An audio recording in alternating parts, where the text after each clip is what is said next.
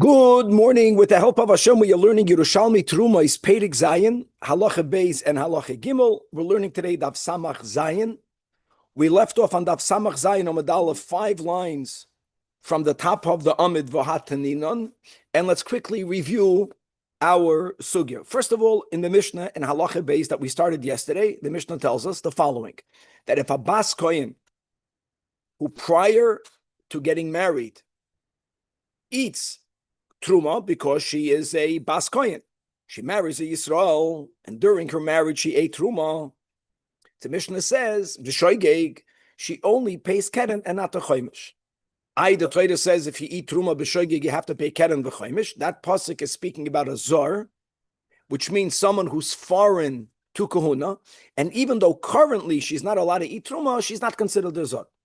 However, if a Bas Kohen at some point had a relation with a person with whom she's not allowed to get married, so that relation disqualifies her forever from eating Truma. So here we had a machlokes between Rameir and the Chachamim. Rav Meir holds that since she'll never return to the Kahuna, she is a Zor, and therefore she has to pay Keren v'Choimish. And already on the side, and separate from this, if such a woman, God forbid, as a married woman were to commit adultery, she's not considered a Bas Kohen whose punishment is Sreifa. She'll get the regular punishment of Chenek. The Chachamim argue and they hold that even though she'll never be able to eat Truma, she's still not a Zor. She is a Bas Kohen. She eats Truma b'shoigeg, she only has to pay the Keren. And if God forbid, if she's married and commits adultery, misasa b'sreifa, which is the unique rule of the punishment for a Bas Kohen. That's where we were at. Now we're going to begin today's shir by quoting a Mishnah that we're going to have soon. The Mishnah is speaking about a Kohen who during eating Truma is notified that his parents' marriage really made him into a chalal. For example, unbeknownst to him until that point, his mother, prior to marrying his father, the Kohen, was already a divorcee. He's in the middle of eating. And now they tell him, oh, 1 second, I know you're right. Your father is your father, but you're not allowed to eat Truma, you're Ben Garusha, as an example. So just the words, Rabbi Eliezer says, okay, like everyone else, that means he ate Truma b'shoigeg. He's chayv to pay Keren v'Choimish. Rabbi Yeshua says, Potter. Potter means what? He doesn't pay anything. Potter means he only pays the Keren, not the Choimish. It's not clear what is Shitas Rabbi Yeshua. So we're going to begin with our Mishnah, Rav Meir and the Chachamim in the cases that we said. We're going to bring in the Mishnah of Rabbi Eliezer and Rabbi Yeshua, and we're going to clarify, actually, there will be two ways of understanding that which Rabbi Yeshua says. This Mishnah we're going to have in a few days from now, so we're getting for that a heads up. Now, from there, the Gemara today is going to move on to the next stanza in the Mishnah. A person, B'shoigeg, took Truma, not knowing it's Truma, a non-Kohen, and he fed it to his Avodim. So first of all, the Mishnah said that even if the Eved was an adult, we're speaking about an Eved Kanani, a bona fide halachic slave. As we explained, who has to pay Keren v'Choimish? The one who ate. The master did not eat. So theoretically, who should have to pay, Aviv? The Eved. The Eved, technically, the Gemara will say, it's a technical thing. An Eved doesn't own anything. So since the Eved doesn't own anything, the master has to pay. What does the master pay? Only the Keren. It's financial restitution. There's no kapara. He didn't eat the Truma. But the Gemara is going to make it clear that if this Eved becomes emancipated, then the Eved will have to compensate that which is missing, as we'll see in the Gemara. In other words, it's not that he's potter because he's inherently potter. He's chayiv. He doesn't have. When he'll have to pay. And that's going to lead us into a topic that will go all the way into the new Mishnah, which is fascinating. And just as an example, this doesn't have to be related to Truma, even though it's related to our Mishnah, of course. Generally, listen to the case. I'm giving the case of the Gemara. Reuven stole food from Shimon. And on the side, stealing, Begeneva is Machayev Kefel. We're not focusing on the double. So he was a robber. Gezela. Just don't get confused with that. We're speaking about a type of theft which doesn't oblige you to pay double. So Reuven stole food from Shimon. What's the din right now, Aviv? Gezela. He has to give him back the food or pay him for the food. Reuven went ahead and he gave the food to Levi. Levi ate it.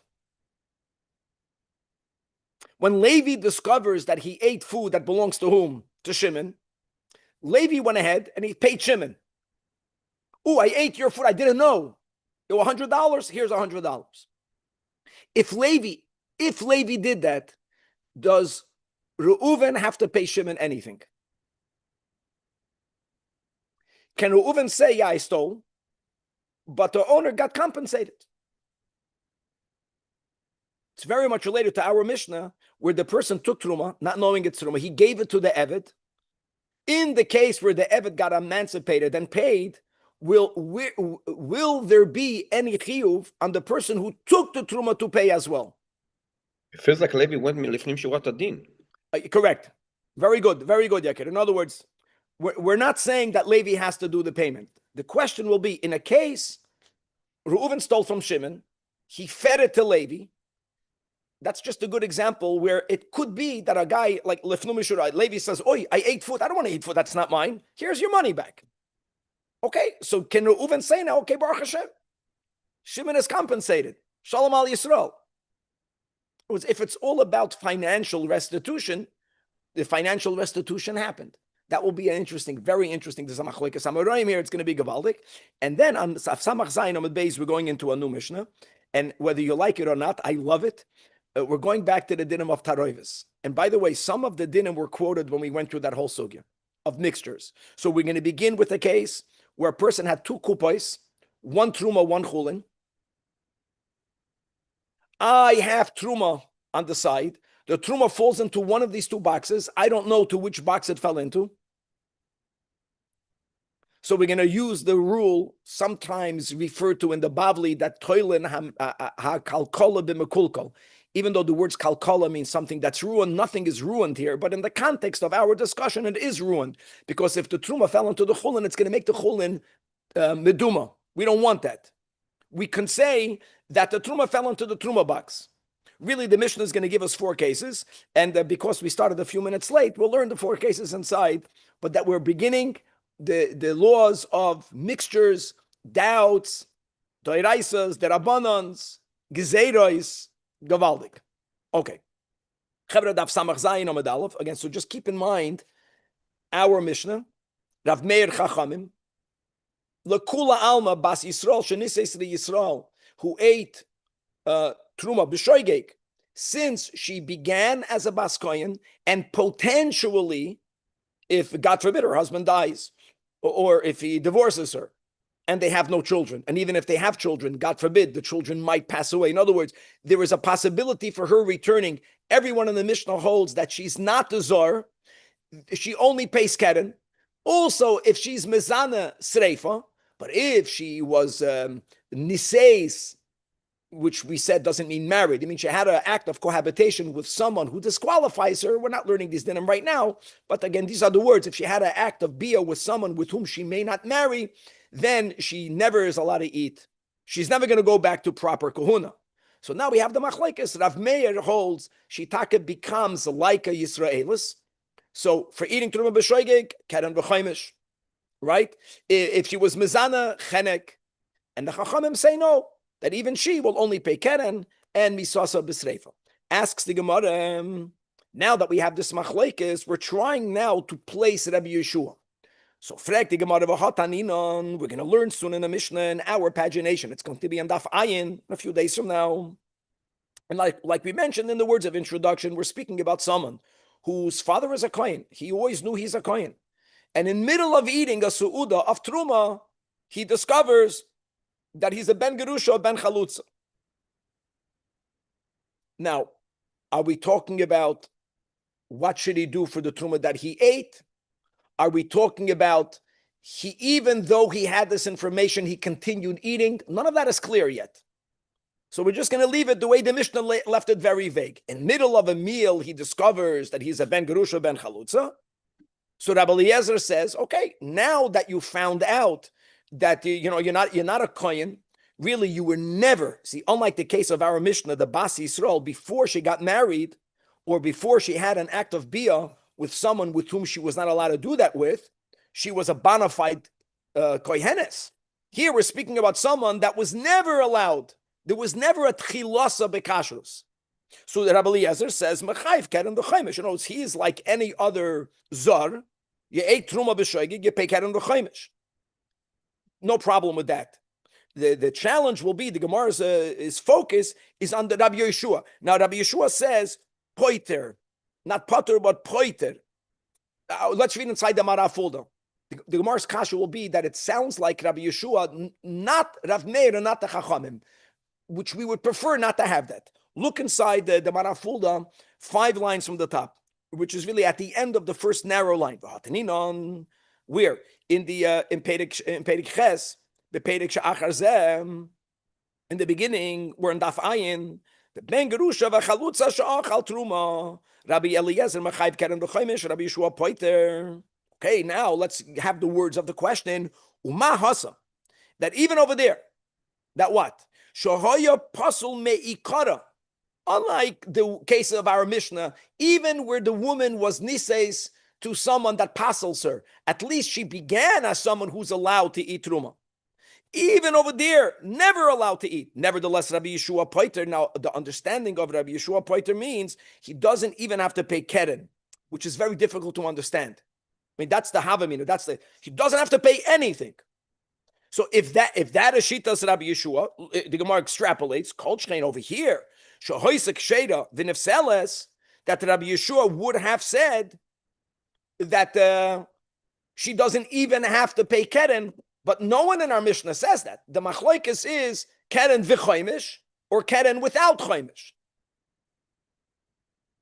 That's the Gemara's kasha. In other words, we're not even asking the logic behind Rabbi Yeshua. The question on Rabbi Yeshua is, forget about punishment, financial restitution. If I take something that doesn't belong to me, what do you mean I don't pay the keren? We're not going with the svara question on this misunderstanding. Now that we have Rav Meir and the Chachamim, how can you have what Rabbi Yeshua holds? You don't have to pay anything, which would mean he doesn't follow not Rav Meir and not the Chachamim. That's the way we understand the kasha. So the Gemara answers 2 ways of understanding Rabbi Yeshua. Havan boy meimar, that ma pligin, you misunderstood the machlokes and daf ayin. They're not debating whether this person has to pay the keren. Of course he has to pay the keren. The machlokes between Rabbi Eliezer and Rabbi Yeshua is only b'chaimish. Rabbi Eliezer is the one that says you have to pay keren v'chaimish, and when Rabbi Yeshua says the word poiter, it means potter from the chaimish. Aval b'keren moed Rabbi Yeshua. Now that we have to pay. Now, why would Rabbi Yeshua say? Let me just say the words. Why would Rabbi Yeshua say you don't have to pay the chaimish, even though he's pasal me'ikara? Because at the end of the day, his father is a kohen. If his father is a kohen, he's not a zar.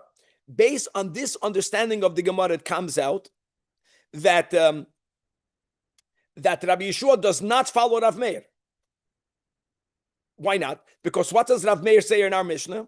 That if you have a woman who had a bia with someone who disqualifies her from ever returning to the kahuna, and she eats truma, Rav Meir says keren v'choimish, keren v'choimish. So Rav Meir certainly would say that this guy, the Ben Garusha, not only will he never be allowed to eat truma in the future, he was never allowed to eat truma, vadai, nish gefährlich. But at least Rabbi Yeshua is not a nushita. Rabbi Yeshua is aligned with the Chachamim. That's answer number 1. Answer number 2, ma pligin. It's amazing how the Gemara repeats it. Not inami. Ma pligin. Another way of understanding the machlokes and the purpose of giving this new understanding is, as we will see, we will not limit Rabbi Yeshua only like the Chachamim.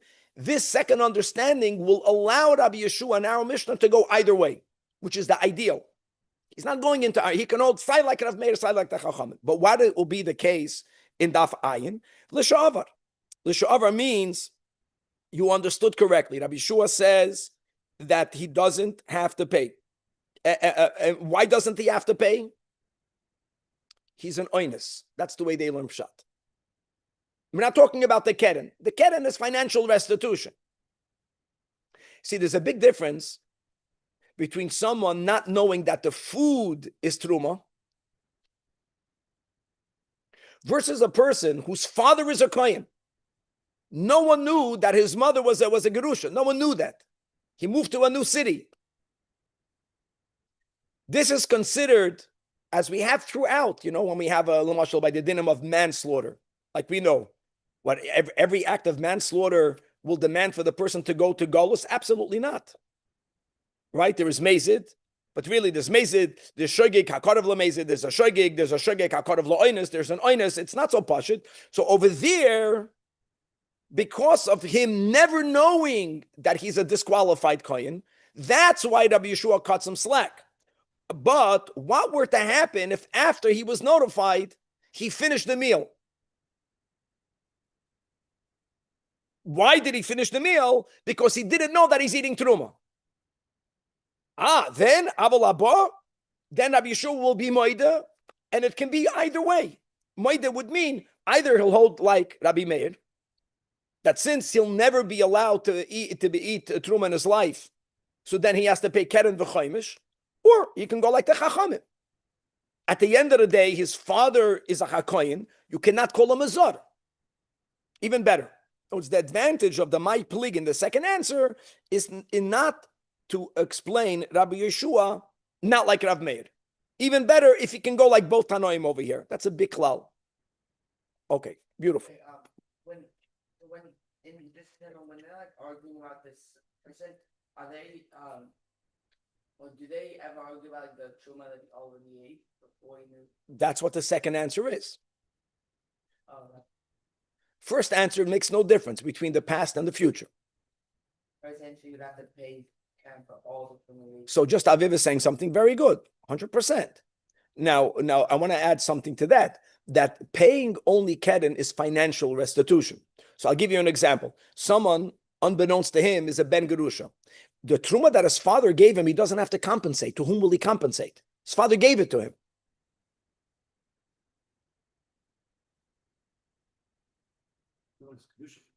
I know that, but he didn't know that.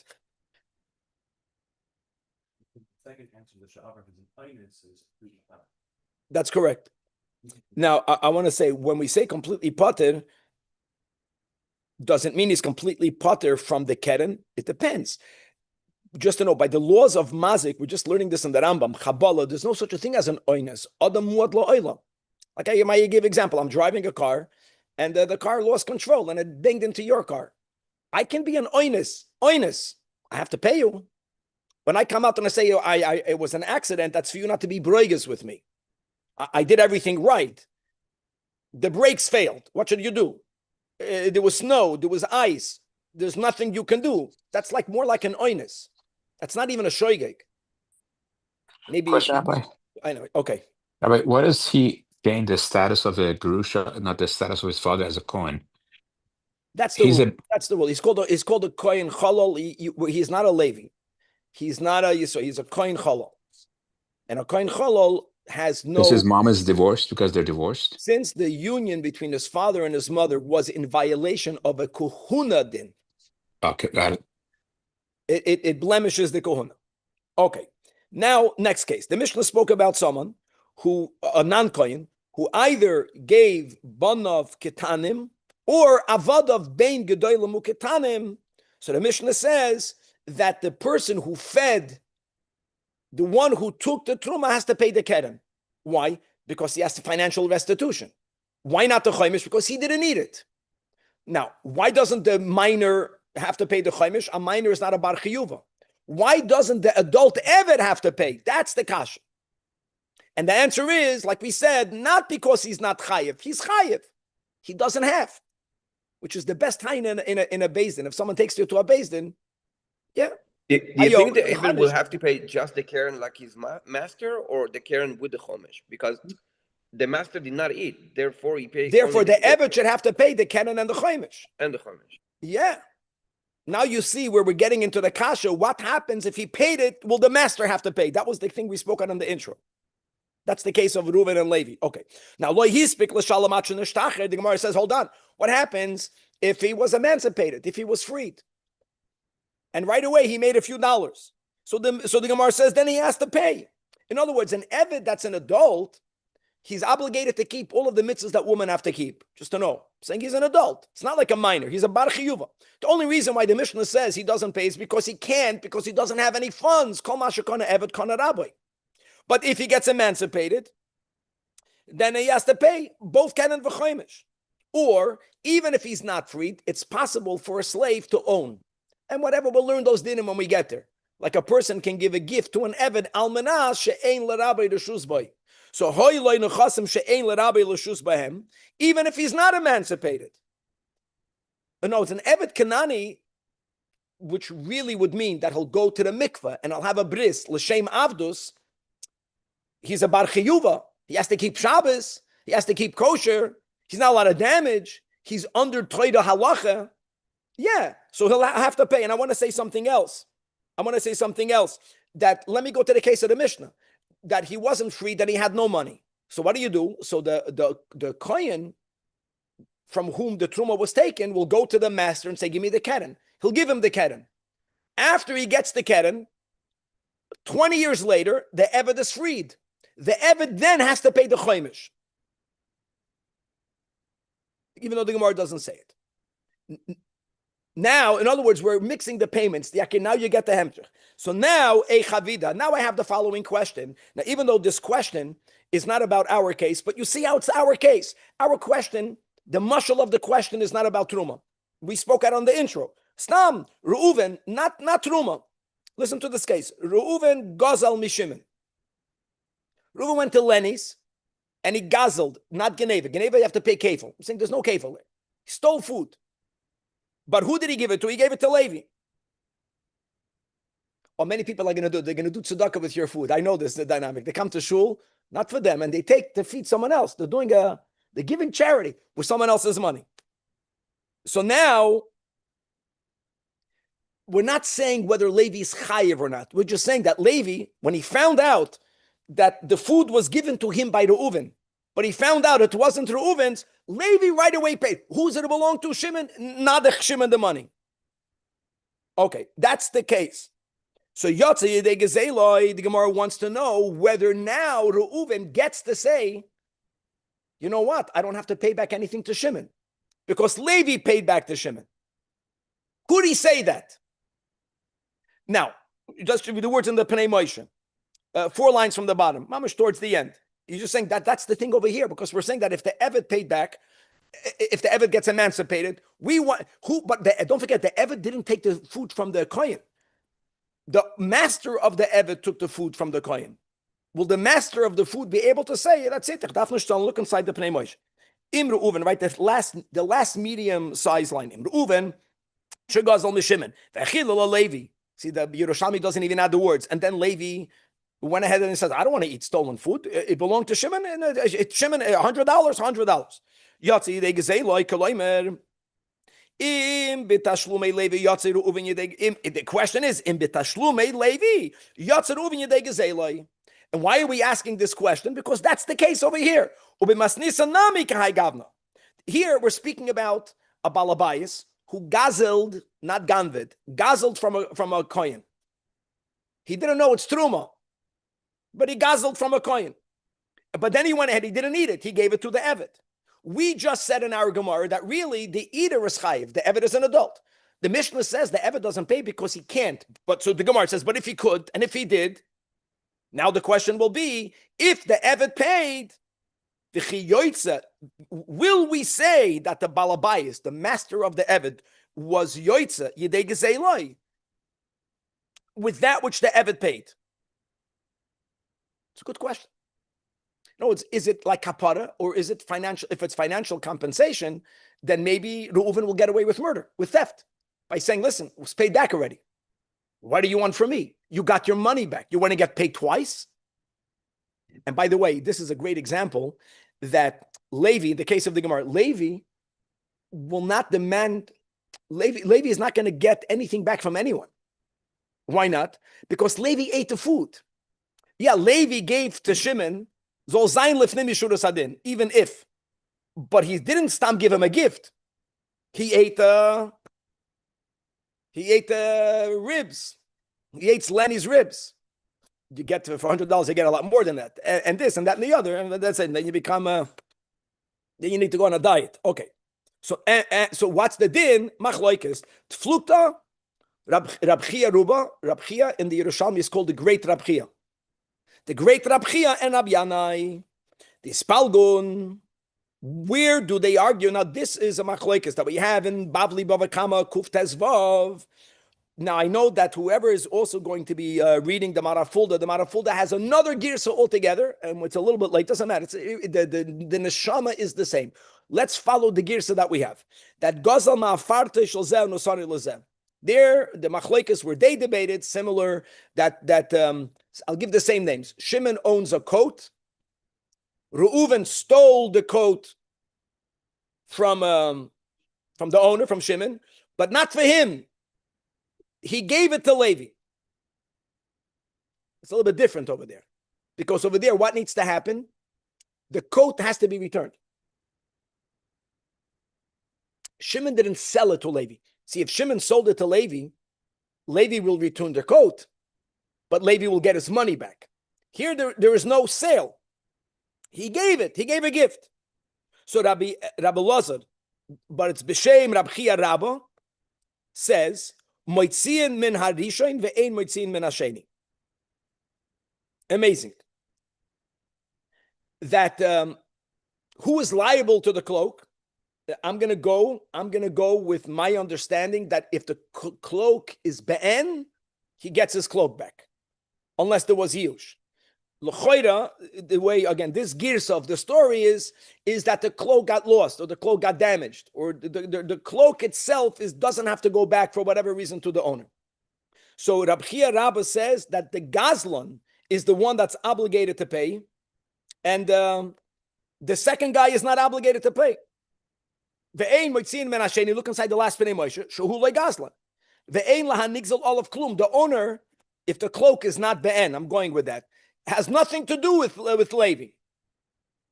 However, Daf Samach Zayin Amud Beis, we're going to bring it back over here. I know it's not the same, but hold on a second. Rabbi Yochanan quotes Rabbi Yanai that says, Af moitziin min hasheni.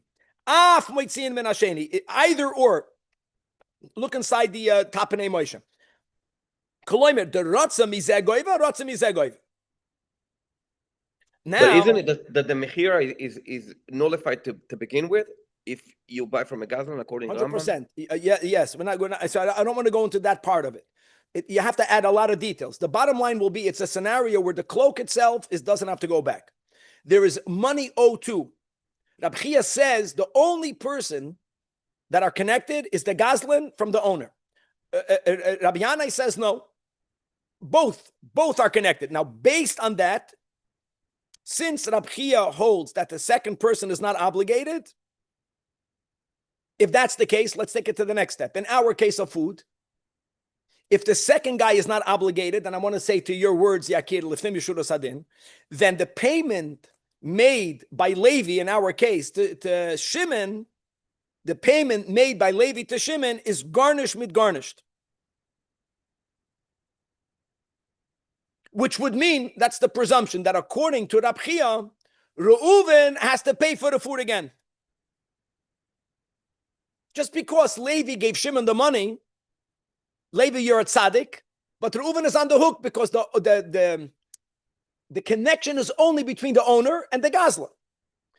That's the understanding. But according to Rabbi Yanai, since the owner, in the case of the cloak, has a right, if he wants, to collect the money from either one. So in our case, whichever one paid the owner made the restitution. There was financial restitution. So l'chu'ura, after financial restitution was made, Reuven can tell Shimon, you got your money back. Same thing by the case of the Eved. If the Eved paid back to the Kohen, to the owner of the Truma, according to Rabbi Yanai, the balabas of the Eved can say, listen, I shouldn't have done it, but you got paid already. So I'm off the hook. That's the Havamina, that we're connecting this with that. Says the Gemara, no, it's not true, because even Rab Chia Rabba will be moide, that even though mitzad the perspective of the victim, of the owner, of the person from whom the cloak was stolen, Rabbi Rabbi says that he is only allowed to collect it from the Gazlan. That's from the perspective of his rights, his taina. He cannot have a taina on Levi. He can only have a taina on Shimon. But on Reuven. But nevertheless, if Levi went ahead, we're just giving the case over here, and he paid. If Levi went ahead and he paid, then Levi's payment, you can say, discharged to Reuven's obligation nevertheless. We're not saying that since he can only go to him, it goes both ways. It's not an oir chayzer, it's only an oir yashar. The Gemara is leaning towards the svara that when it comes to financial restitution, not to get atonement for the act of gezela. Reuven is not going to get any atonement if he stole from Shimon, if he's not giving anything back. We're not talking about the kapara. We're speaking about the ikeris financial restitution. The goal is for the money to be restituted. Once the financial restitution happened, then you're good to go. And you know what would have been if we would not have said that? Then what? Then Shimon would get paid twice. If Levi pays back Shimon, let's say we said that Reuven has to also pay him back, shouldn't Shimon have to return the money to Levi? The Gemara is not going that far. Shouldn't Shimon? Could be. So I'm saying could be. So if that's so, what would be Reuven's tshuva?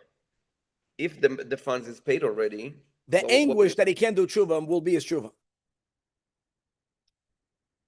We give a lot of value to anguish. We see anguish, wrongfully so, like the greatest human quality. You're bitsar, you're close to God. You're anguished. If you don't feel enough anguish, then you're not, something is wrong with you. Okay, let's leave it at that. And now, Chevra, we're starting a Mishnah. We have enough time. We're going to go through it slowly. Hilchas Taruvas. So there's going to be in our Mishnah 4 cases. We're going to go all the way, God willing, to the end of the Amid. Case number 1 is called Shtei Kupais. You have 2 kupais, you have 2 boxes. One of them Vadai Truma, one of them Vadai Chulin. You know which one is which. That's the first case of the Mishnah. The one to the right is Truma, the one to the left is Chulin. Now, you have a soft Truma, fell into one of these boxes in a way that post facto, there's no way for you to determine which one it went into. You don't know. You have a suffix. Says the Mishnah, that's the first klal. Hare ani oimer. Who is ani? Aviv. God Almighty Himself. The Torah is talking. Hare ani oimer. That I say, l'toich shel truma nafla. Now, first of all, why would we say that? So there is a general rule, and we're going to go with that safek doiraisa l'chumra, even l'Rambam, it's only midrabanan l'chumra, but safek doiraisa l'chumra, safek derabanan l'kula, it's a safek. And truma here is a safek derabanan. We're going to have, God willing, in the next daf, a machloikis. What is the derabanan? Let me just give you a heads up to 2 options. Option number 1, Lenny, is that we learned many times, according to many opinions, that Truma, Bizman Hazeh, is only midrabanan, even in the Holy Land. First of all, Kedusha Rishoina, Kitchel Shaita, Kitchel Asad Loving. And then the Kedusha Shania of the Kibush, Kitchel Shaita, Vikitchel Asad Loving. Nevertheless, the Kedusha Shania, which is Kitchel Shaita, according to many, wasn't on the level of Yeshua's conquest that came in with the Aron HaKodesh, that came in with Bias Kulchem, wasn't on that level. It wasn't enough biblically to imbue enough Kedusha in the land for you to be Chayiv Trumas Umaisris. It was the Rabbanon that said that as long as the temple is standing, we're going to have to bring Trumas Umaisris. That's one approach. And once the Beis HaMikdash was destroyed, there's no more obligation. There's another opinion, Shitas Rambam, that we learned, that Rambam holds, just like by Challah we say, it's not even about the majority of the Jews living in Israel. It's about how did we enter? Was it Bias Kulchem, or did we trickle in slowly? And the Rambam holds that you only chayiv, even bisman by Yesheni, you were only chayiv Trumas Umaisres in the Holy Land, Midrabanan, because you didn't have Bias Kulchem. Which would mean, according to the Rambam, that now in Tafshin Pei Vav, where we are living at the time that we're going over from the majority of the Jews living outside of the Holy Land to the majority of the Jews living in the Holy Land. Will that change the status of Trumas U'Maisris? It depends. According to the Rambam, it won't. He writes at Befedish. According to the Rambam, what will bring back the Kedusha for you to be Chayiv, Trumas U'Maisris, Midoraisa? A great gathering of the exiles, not trickle, which will happen through Mashiach, where everyone at the same time will come in. Even those that went and they went to Miami, they're going to all go back. It's going to be different. We're all going together. Anyways, coming back. So either because Truma Bizman Azaz Midrabanan, or even if you're going to say Truma Bizman Azaz Doiraisa, or even if Truma Bizman Bayisheni was Doiraisa, and even though the Mishnah was written afterwards, but the Mishnah is from the works of the Tanoim, most of them lived Bizman HaBayis, but there's another din, Chevra, that Mida Oiraisa, if you have majority Chulin, Trumas Batal Beroiv Mida Oiraisa. Who said you have to have the ratio of 100 to 1, Aviv? The Chachamim. So that will be the case of the Mishnah. If the Truma fell into the Truma, there's no issue. You know which one is Truma. Maybe the Truma fell into the Chulin. Even if it fell into the Chulin we're speaking about one saw fell into a box that had 1.1 saw.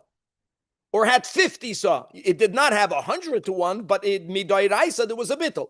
This is very consequential. Either or, but it's based on the premise that since the problem is only rabbinic, we get to say that what, Aviv? That the Truma fell into the Truma. All right? Toilen, Hakalkala b'mekulkal, in a broader sense, even though Chas v'shalom, here, Truma is holy, not mekulkal, but just the svara of Toilen, Hakalkala b'mekulkal. Case number 2. Now, nothing fell into nothing. I have 2 boxes, one of Truma, one of Chulin. And the owner, all of a sudden, forgot which one is which. Both boxes look the same. He put a sticker on the box of Truma, tough. That's what they used to do. They used to put the letter tough. Truf meant Truma, or Mem meant Meiser. By the way, that meant Meiser Sheni. But he was a stick-on. And one of the kinderlach took off the stick-on. In other words, nothing fell into anything, but now you have a doubt. You don't know which one is which. Now, next case. Ein yodua ezi shel Truma v'ezi shel Chulin. So what's going to be the din over here? So what do you got to do? Now, let's apply to our dinim. Comes along a non-coin eats Truma. What's the din if a non-coin eats Truma? He has to pay keren v'choimish. So says the Mishnah, achal es achad mihem. If a non-coin ate the whole box, one whole box, you know what the din is going to be? Potter, he doesn't have to pay, Aviv, anything. Not he doesn't have to pay choimish. He doesn't have to pay, he doesn't even have to pay chulin. Now I want to tell you, okay, see the time is flying. Lenny, listen to this. When a person eats truma, there are 2 issues here. Number 1 is he stole something that's not his. For that, you have to make financial restitution. By financial restitution, we get to say, if I have a doubt whether I stole from you or not, even though I'm moided, there's a doubt. Everyone is being honest. I don't have to pay you. You have to prove that I did it vadai for you to get the money out of me. But there's another aspect. Eating truma is a sin between man and God. And for that, how do you get your kapara? By designating a keren v'choimish of chulin misukanim that will be imbued with kedushas truma. So the question is, why should it be pater? Pater based on what pater should be. But don't forget, eating truma has a isur component. It's not just a mummin component, and because of that, Tosfos says that of course he has to separate the keren v'choimish, but he doesn't have to gift it to a kohen. He'll sell it to a kohen. The Rambam argues with that. The Rambam holds for some reason that he doesn't have to do anything. We'll just leave it at that. Now, hold on. Let's go through the whole case. So he ate up one box. We can say, which box did he eat? He ate the chulin box. Now, what should be his attitude towards the second box? For him, is the second box for sure truma, or for him is the second box a doubt?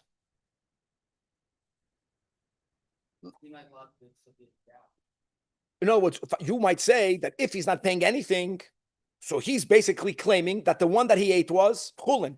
If for me, the one that I ate is chulin, so at least I have to treat the other one like truma, which will mean, first of all, it can only be eaten by a kohen, but it also will mean lakula, that you don't have to remove challah from the dough that you make from its contents, because truma is exempt from challah. So the Mishnah says, "Ahir yamachlekes tanoi." So v'hashniya, Rav Meir holds you can't say the second one is vaday truma, even though you're behaving as if the first one was vaday chulin because you're not paying anything, but you're not saying that. You're saying there's a doubt. So you get to say, Aviv, like you said, the second box is also a doubt. What do you do with that doubt? You have to be noyig the chumras of both options. On one hand, noyig ba ketruma, but on the other hand, if someone made dough out of its contents, and then you made it into you have to be mafresh challah because maybe it's chulin. These are the words of Rav Meir. Rabbi Yossi goes all the way. Rabbi Yossi says that we treat the second box, the person that ate the first box is not paying. What is he basically paskening? That what I ate was chulin. If what I ate was chulin, what's the other box? Truma. Truma is spotted from challah. So Rabbi Yossi holds that you don't have to separate challah from the second box, the guy that ate the first box. Now, what happens? Ochal acher min hashniya. I ate box number 1, you ate box number 2. Each one of us can claim that what did we eat? We ate chulin. No one pays. But what happens if one person ate both boxes?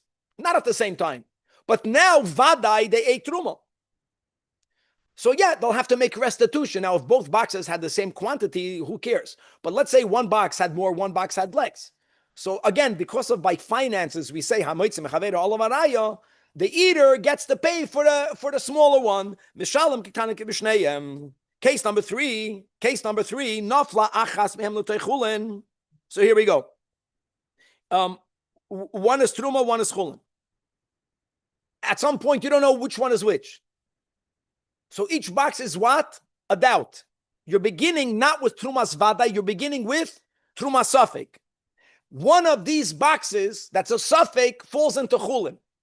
If it would be vadai, what would be the din? You have to have a ratio of 100 against it. Here, you're not beginning with a truma vada, you're beginning with trumas safek. So if one of these boxes that you don't know what they are fell into a box that's chulin, so the halacha is einoin midamaton. It does not render it miduma. I want to say one thing. The other box has to have roiv.